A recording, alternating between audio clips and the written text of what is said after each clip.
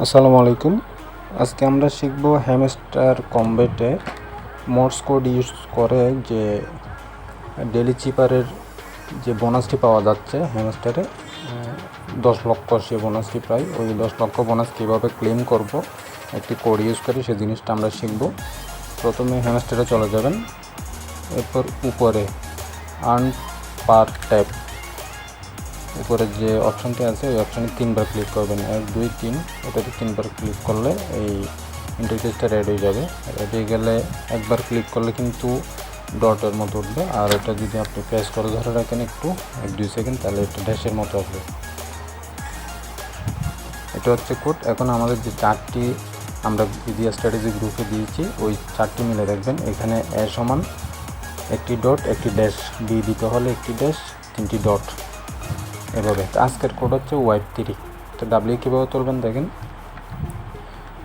ই হচ্ছে একটা ফোঁটা দিলে ই উঠে যাবে, বি হচ্ছে একটা ড্যাশ চেপে ধরবেন আর 3টা ডট ওয়াইপ, আর 3 হচ্ছে আপনার 3টা ডট 1 2 3 আর 2টা ড্যাশ চেপে ধরবেন 2বার, 2টা ড্যাশ, এই যে 3 উঠে গেছে ওয়াইপ 3। আপনারা চারটা মিলে দেখবেন এই যে এখন 10 লক্ষ কয়েন অ্যাড হয়ে যাবে। আমাদের আগের ব্যালেন্স ছিল 22,42,00,000, এখন হচ্ছে 22,52,00,000।